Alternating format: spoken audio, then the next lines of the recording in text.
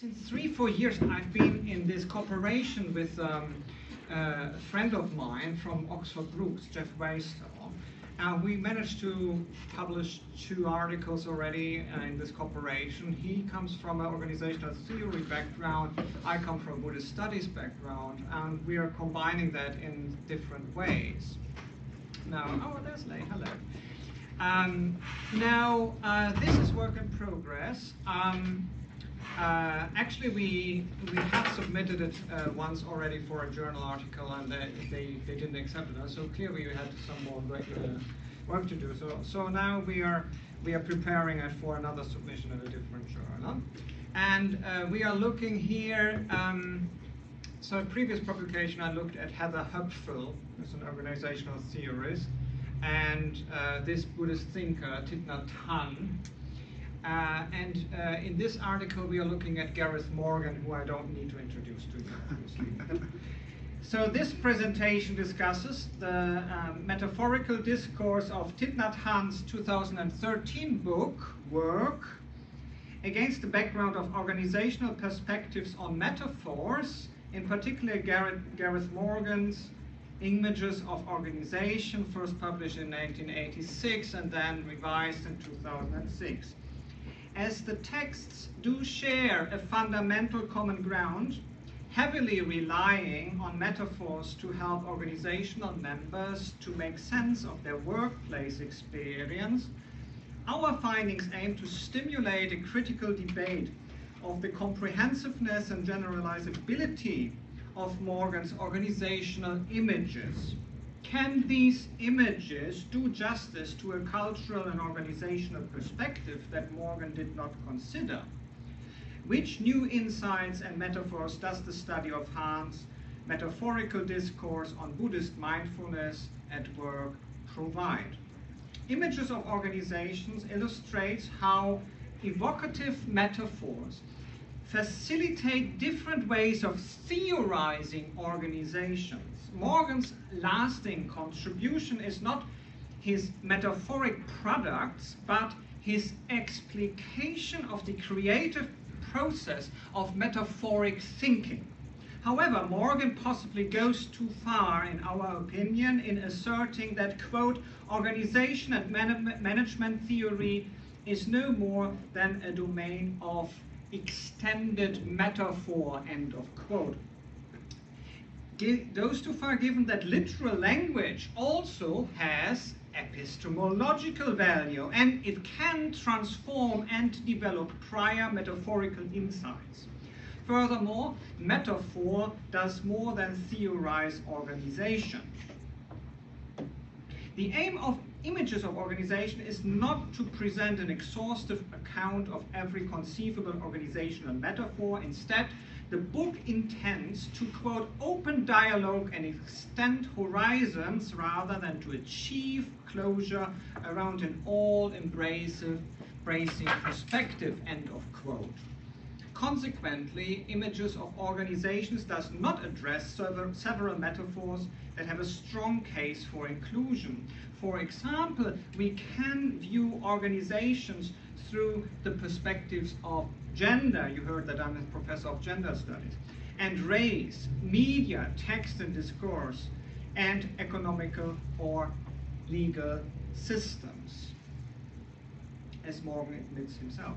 The current research adds to this list by examining the metaphorical discourse of mindfulness of Thich Nhat Hanh, the Vietnamese Buddhist leader of the community, I'll go to that later, of the community of interbeing.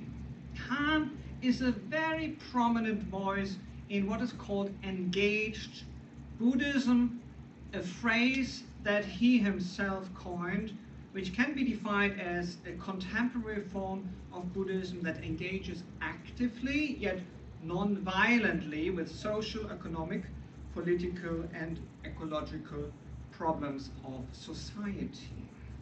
In his teachings, Hanh is rooted in the contemporary, mainstream, and modernist Buddhist interpretation of mindfulness as present-centered and non-judgmental, something that is not there so prominently in early Buddhist teachings on mindfulness.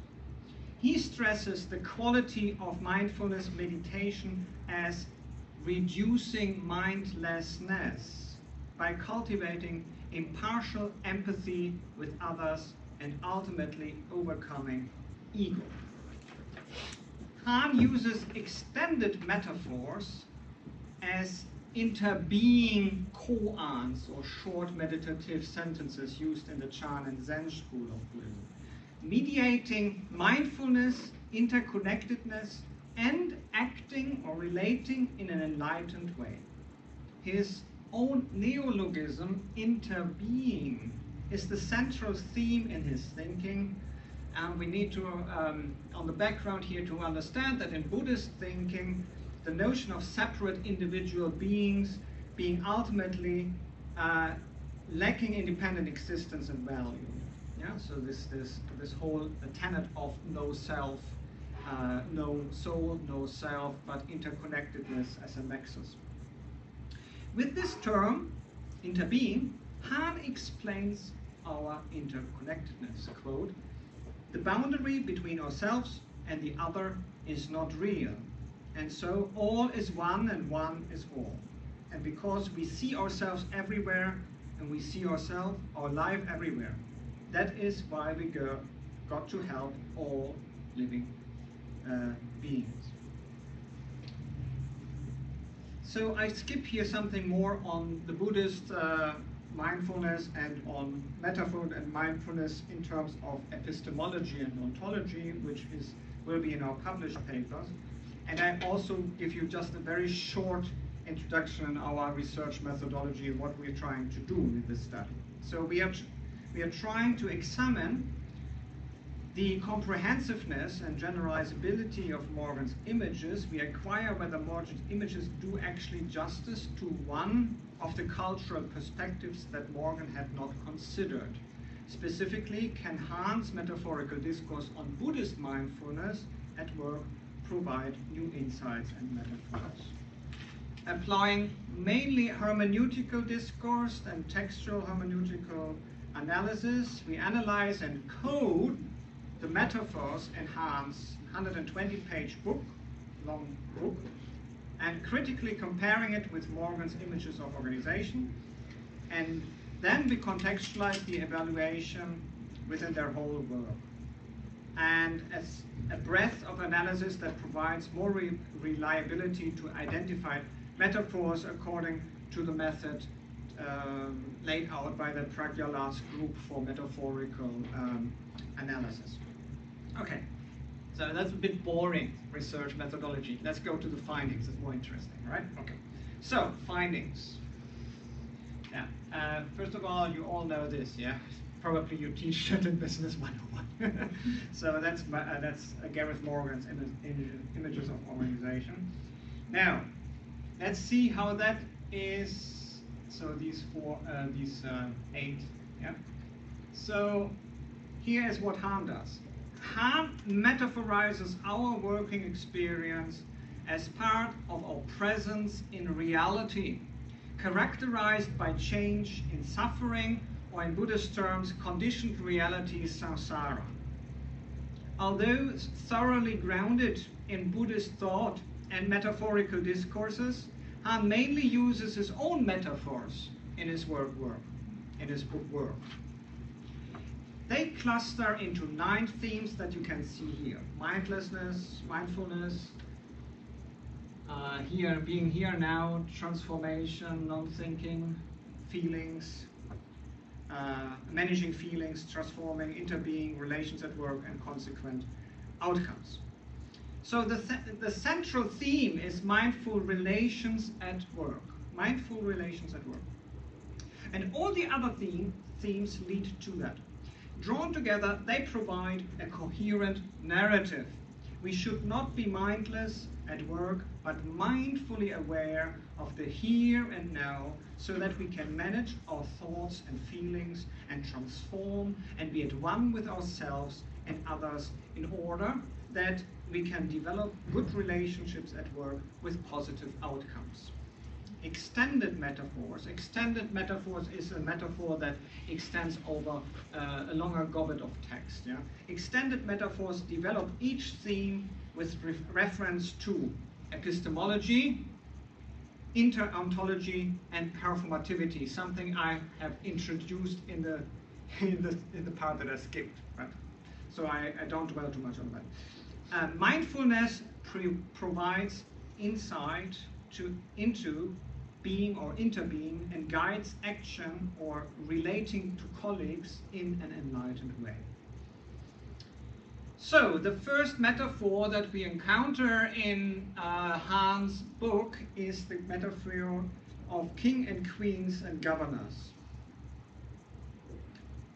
These decline to govern their own state, and this metaphor mediates the theme of mindlessness. This extended metaphor expounds epistemological, ontological, and performative messages. Hanh invites us to imagine ourselves as a country without government, with nobody taking care of it. Instead, we must present and take care of ourselves. To explain that which we must not become, Hanh metaphorizes mindlessness as a machine on automatic pilot. A machine, yeah? Gareth Morgan immediately, yeah? A machine on automatic pilot. Now, several metaphors articulate the second theme of mindfulness, going on for mindlessness. Hanh explains this with several interrelated images of a cold room in which we need to turn on the radiator. The ensuing waves of warm air, all these extended metaphors, connecting metaphors, do not fight but embrace the cold air. Right livelihood, a key Buddhist concept, contributes to a collective awakening of society. That is basically the end of this narrative of embracing the cold air through right livelihood, contributing to the awakening of society. Being mindful involves being present in the here and now, which is the third theme. In order to be happy, we should not run into the future, this is the metaphor, thinking that we have insufficient conditions of happiness currently. Instead, we must go home, return to the here and now, and recognize our existing conditions of happiness. And if you're familiar with East Asian Buddhist thought about the idea of return, going home, and so on, which is an amalgamation of Taoist and Confucianist thoughts with Buddhism, then you know immediately where he comes from. He comes from a Vietnamese tradition. As you know, Vietnamese Buddhism is highly influenced by East Asian, by Chinese Mahayana. As you also saw in the artwork, which is more Japanese Zen. Anyway, so that's the going home metaphor. Now, interestingly, gardening imagery conveys then the fourth theme. We're here at transformation, transforming, gardening. The body, which includes mind. Yeah? So there is no Cartesian split in Buddhism. Yeah? Body and mind. The body, including the mind, is a garden, and gardeners cannot do gardening if they are not physically present. You cannot remote garden. Oh, well, maybe you can.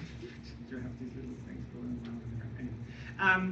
So you have to be physically present in it. So the good gardener knows how to transform decay, wilted flowers, broken branches, and so on, into rich compost to nourish trees and flowers. Another extended metaphor for the fourth theme.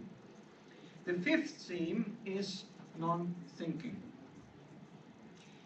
Hanh sees non-thinking, interestingly, as the secret to success.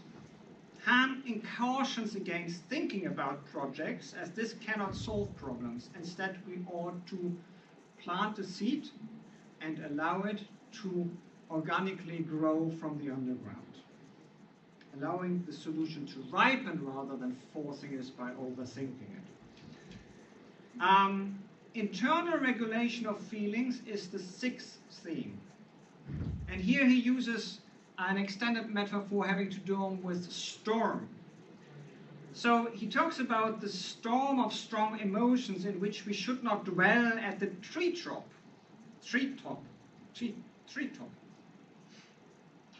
the head, where branches violently sway in the wind, making us fear that the tree will break or be blown away. I was recently in an earthquake in Taiwan. It was very funny. I was on the 9th floor, and it was very, very strong there, the noise. For people on the first floor hardly felt anything. So that's interesting. Anyway, so not stay in the 9th floor in the storm or in the earthquake. So the tree will break or be blown away. Instead, we should embrace in the storm the tree trunk, focusing attention on the abdomen. So in Buddhist meditation, you know, the focusing the awareness, the attention away from the conceptual mind organ and the things arising conceptually and disappearing, and, you know, grounding yourself. So then we know that we can, as in Han's terms, ride and handle the storm within. Yeah? It's interesting. You should try that when in a meeting, one of your meetings, you know, disturbing emotions come. So try to go into you know, either into down from the heart chakra, maybe into the navel chakra, yeah, or even into the root chakra, and see how much stable you are in your thinking, in your being unafflicted by those disturbing emotions. Han metaphorizes rising anger as watering the seed of anger within us. Here's a recurse to the gardening metaphor that we have in the 4th themes. Yeah, we can do the wrong gardening. We can water anger. A final cluster of metaphors that he also uses here for this theme is circulating around the images of maternal care. So instead of watering the seed of anger, we can mediate the regulation of feelings by metaphorizing as a mother tenderly holding her baby. So, well, if you want to know a little bit more about Buddhist techniques of afflictive emotions and these kind of things, there is some more, obviously, concrete advice. But here I focus just on what we later apply for organizational mindfulness or organizational behavior. In theme 7, interbeing, this neologism of Han, metaphors ask us to think of ourselves not as individuals, but as ontologically interpenetrated with others. An insight that comes from mindfulness. Now, in Buddhism, no self means that ultimately our performance of an individual is an illusion, because there is no independent core essential self, but there's just an ever-changing flux of interdependence that is tricking us sometimes, tricking us into the idea of a isolated identity, rather than seeing the broader picture of interconnectedness. The continuing imagery in theme 7 of the natural world communicates how it is natural that we should live interdependently as a human system of ecology, basically. So Han, for instance, has the metaphor of happiness being a rose that is made of non-happiness elements, and a lotus flower that needs mud, just as happiness needs non-happiness to be experienced. Recurring ecological imagery conveys that it is natural that we have good relationships at work, which is the penultimate theme here, yeah, workplace relationships. Encouraging mindful conversation at workplace, Han explains that when we have enough internal peace and happiness, our speech transmits positivity to others.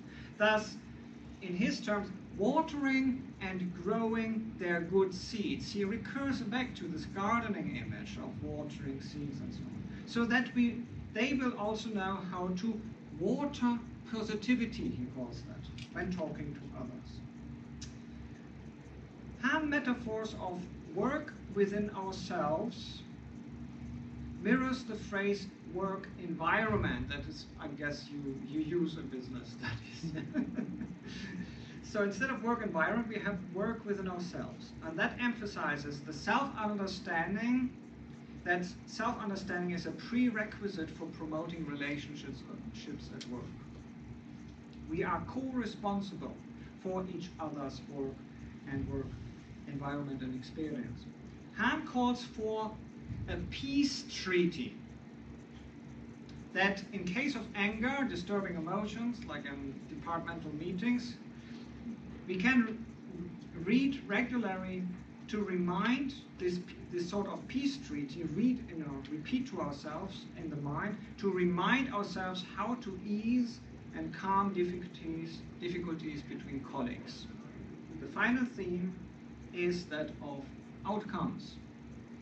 Just as composers and painters sign good works of art, our thoughts, speech, and actions bear our signature.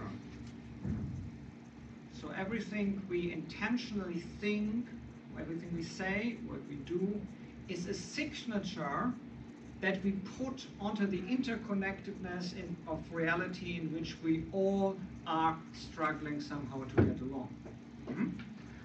Such art is our legacy and our creation, and therefore bears our mark. These are all quotations from extended metaphors in the work. So that's just the findings. You see, I'm trying to do the social science things of findings, and that's now the discussion. Okay. So because I thought you are so aware with Morgan stuff, I say more about Hanh than about Morgan. I think that's okay. Yeah. Okay. So let's see now how all these 9 themes compare to Morgan's images of organization.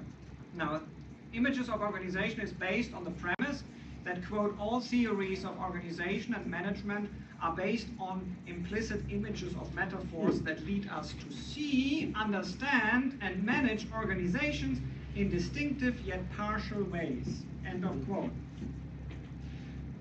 Morgan provides what he describes as some images of organizations as machines, organism, brain cultures,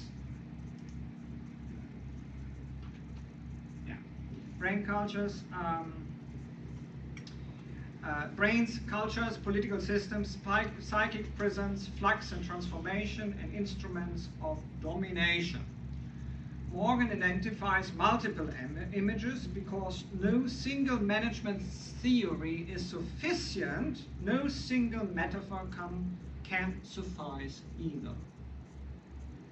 So it's interesting, some people that use Morgan as a Bible and say, well, all these 8 images, they are fixed and they're basically the canon. This is never the intention in Morgan's work itself. Yeah? It's just an exemplification of the multiplicity of metaphors because of the multiplicities of workplace realities.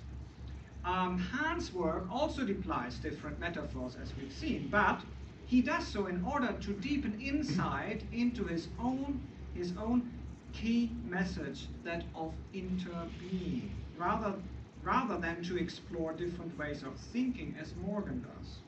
Both authors draw out the practical implications of their metaphors, although Hanh concentrates on the implications for relationships at work.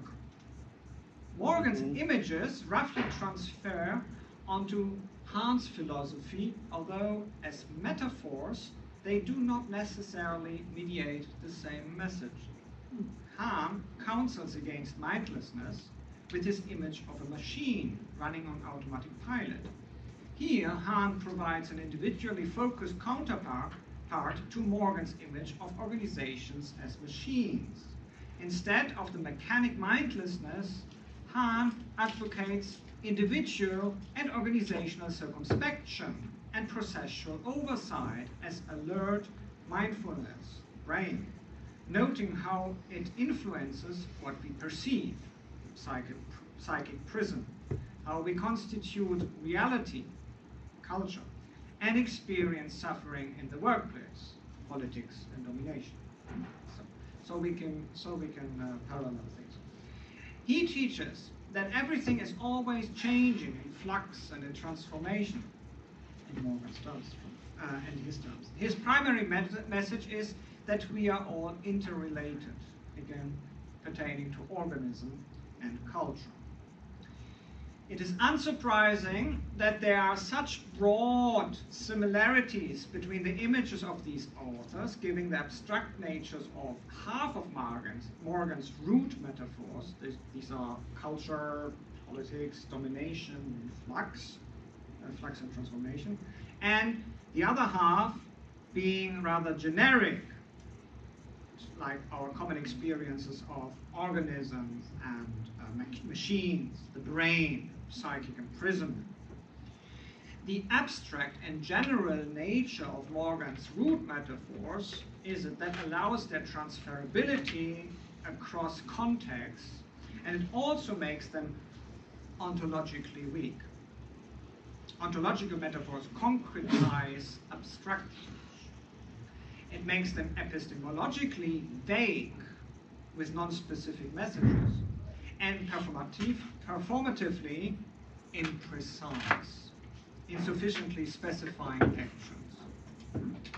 So two of Morgan's images resonate particularly with Hahn's notion of interbeing.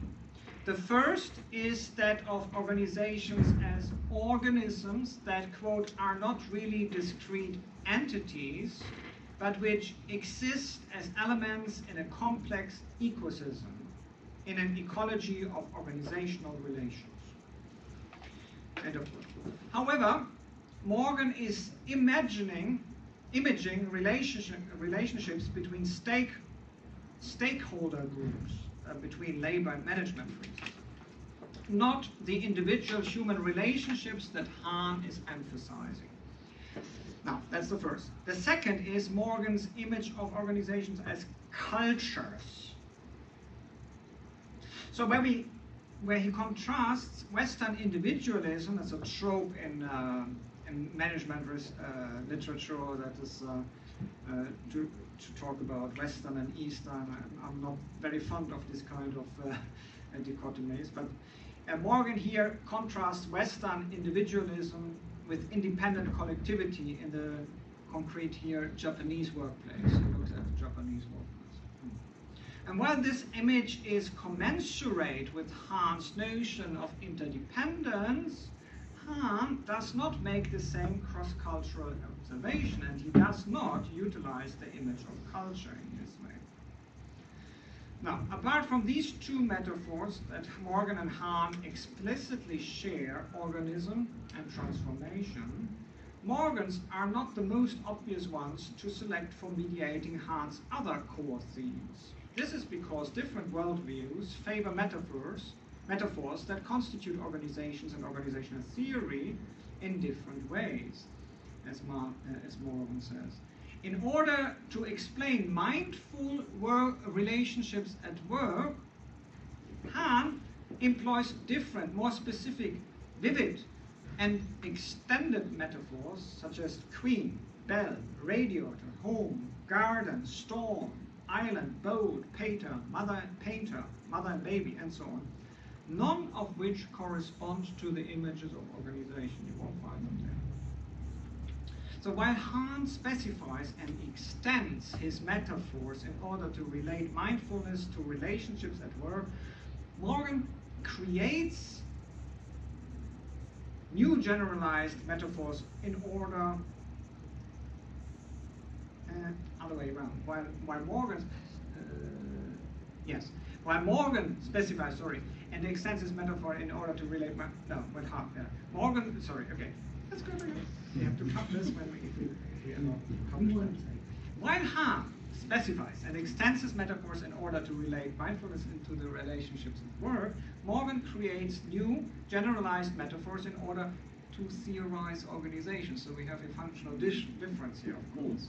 Directing his choice of metaphors at organizational theorizing, Morgan presents theory as metaphor itself.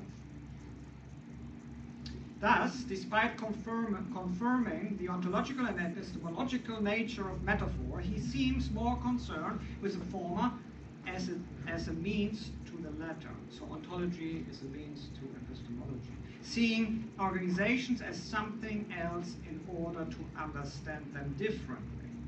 Morgan sees metaphor generation as a never-ending process of constructing theories that possess both strengths and weaknesses.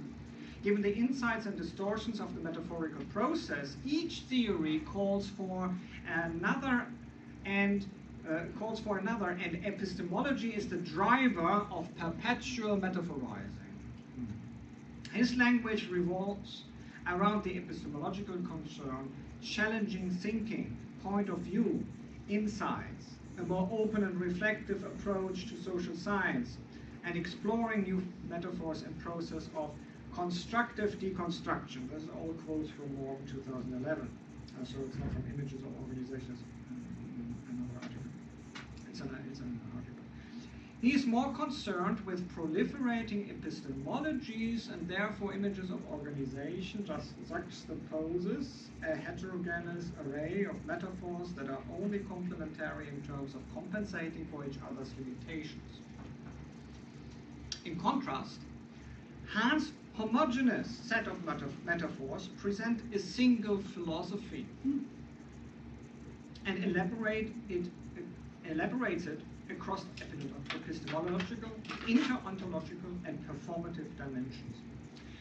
So Jeff and I metaphorize Hahn's role here as the role of the miner. So we talk so much about metaphors, so why not use a metaphor ourselves? So we came up with this metaphor of a miner. Hanh is a miner digging ever deeper into philosophy, into a specific philosophy, and sending golden nuggets of wisdom up the mind's surface for his readers. While Morgan is not so much a miner who digs, but an explorer, a pluralist constantly searching for new terrains of thought. Well, maybe this is a pretentious metaphor. We could discuss it. Anyway, ultimately, though, for Hanh, the notion of separate individual beings is empty. Metaphor accommodates this in conveying both is and is not, again, something that comes from Indian philosophy going into Buddhist philosophy. Avoiding both ontological naivete, assuming that one thing is another, and ontological fundamentalism, insisting that one thing is not another. We have this thought of ontological fundamentalism normally attached to Aristotelian logic, which is the foundation of our, let's say, what's sometimes called Western logic. Yeah. This idea is, one of the key sentences of Aristotelian logic is something cannot be itself and its opposite at the same time. While in, for instance, classical Indian logic, you don't have this dualism, you have a more quatualism. Yeah, it can be single, it can be its opposite, it can both itself and the opposite, and neither itself nor the opposite. Yeah. So that's the tetralemma of classical Indian philosophy that is permeating Buddhist philosophy. So Hanh uses metaphor in an analogous way to a Zen Buddhist koan. These are these poignant utterances that are often contradictory and kind of blow your concepts out of your worldly experience into something like an aha, a moment of enlightenment. These koans that declose reality in order to awaken his readers to being, in Han's word, is always interbeing. He's a Buddhist modernist that really stresses this social engaged aspect. And so inter is always connected to being. We could do something really interesting here with Deleuze or with Heidegger, but we need to do that another time. Hahn's metaphorical mediation of interbeing contrasts with Cartesian approaches to language and the self based upon language's capacity to objectify. I won't expand on that in order not to, but I will expand on that in the paper. The study's final dimension of performativity, so actually we focus really on ontology, interontology, epistemology, and performativity. Now, performativity, highlights its practical implication. Hanh expresses his metaphor as both in terms of nouns, for instance, mother and baby, that concretize his philosophy, but he also expresses them as verbs, such as to radiate happiness to others. And these verbs that explain how we should be mindful. His metaphors, as you see, are more immediately prescriptive. For instance, when he says, do not sink into the ocean of suffering, that's rather prescriptive, yeah? Don't do that. Then those of Norman, you won't find this kind of prescriptiveness in Norman's metaphors. Furthermore, while Morgan's level of analysis is that of the organization, Hanh focuses on the interpersonal dimension of work. Accordingly, Morgan's relatively impersonal images contrast with those of Hanh, who encourages us not to behave like machines, deploying metaphors that are more people-focused than we see in the same context at Morgan. For instance, for Hanh, he uses things such people-focused metaphors such as king, governor, composer, painter, lawyer, and so on. They are more people-focused, they're more human in the sense that it talks about the heart, about warmth of feeling, and more deeply interpersonal, such in this metaphor of the mother and the baby, and also more nurturing. So, for instance, when he talks about food, when he talks about gardening, and he talks about replenishing energy and all these kind of things. Now, our research confirms Morgan's view that metaphor enables acting in new ways. He links metaphor to practice, which he says is never theory-free. That's the performative aspect of Morgan. And argues that images guide us and theorize action. So in the third section of images of organization, we find a drawing out of implications for practice, but you know that better than me because you teach that. So, and Morgan's approach is that of broadening understanding through competing metaphors in order to broaden possible actions. Metaphor generate multiple ways of thinking and acting, and therefore limiting thinking limits the range of action. So you have to delimit thinking in order to delimit the range of all actions. In contrast, we show how metaphor deepens understanding of mindful relationship. You could also say, well, maybe Morgan is more centrifugal in his approach, while Hahn's approach is very much centripetal in going into the depth, yeah. And where Morgan goes more widely, but stays, in my opinion, a little bit more on the surface. As well as extending Morgan's imagery and his understanding of the role of metaphor, our study draws out practical implications for organizational theories. I guess you've been waiting for that. Well, let's see. Don't judge me too hard.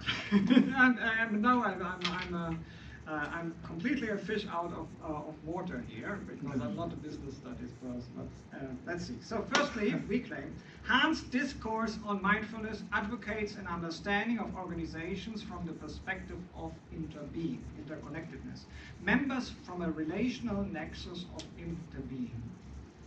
They are conceived as interconnected, mutually permeating, and in Buddhist terms, interdependent, privileging collective, collaborative, and cooperative forms of working. First.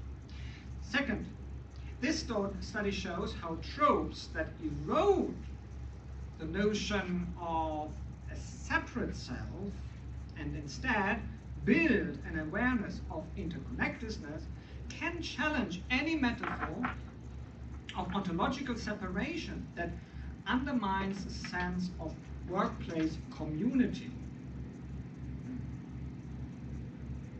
Thirdly, our research tries to show how managers, indeed all organizational members, can be encouraged and trained to apply metaphors, or even extended metaphors, in order to mediate cohesive cultures. There is, for instance, a university, which I not say which one, who uses a metaphor consistently of itself as a stained glass window. It's Kind of neat, yeah?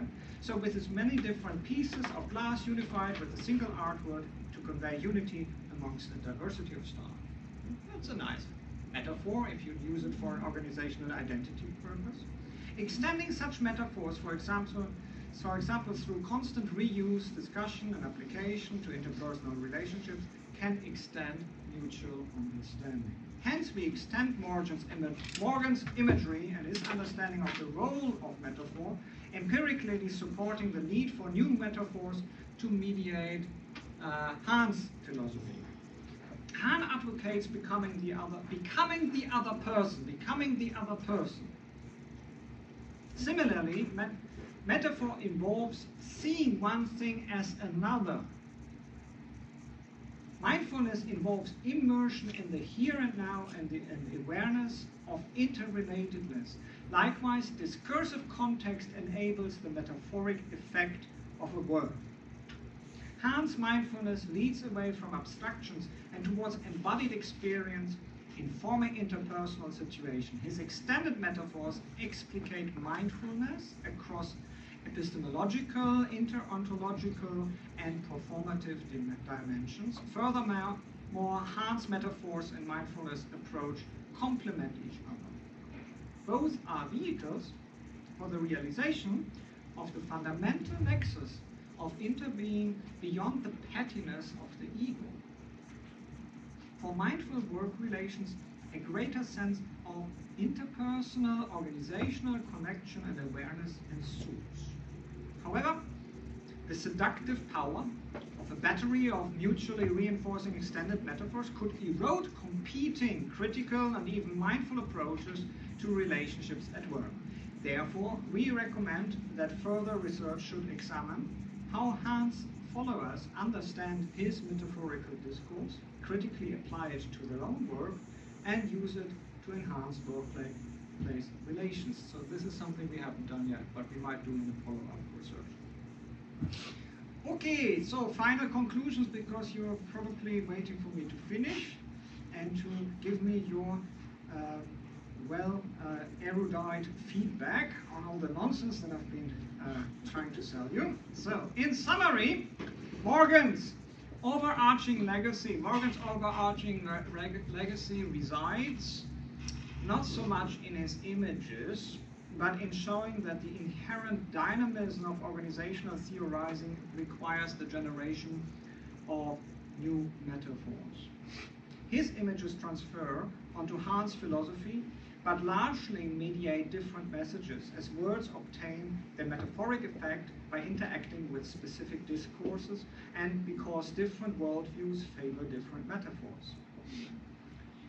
Our study extends Morgan's imagery and his understanding of the role of metaphor. Morgan's heterogeneous archetypal metaphors proliferate epistemologies in order to theorize organizations and broaden possible actions, while Hahn's more specific, vivid, prescriptive, humanistic, homogeneous, and extended metaphors explicate mindfulness across epistemological, interontological, and performative dimensions, mediating the message that mindfulness provides insight to human interconnectedness and guides relationship with work. Hahn's extended metaphors of mindfulness foster a deep practical understanding of organizational members as ontologically interpenetrated. His mindfulness and metaphors are complementary in that both coherently mediate and realize awareness of this nexus. I'm looking forward to your questions. Thank you very much.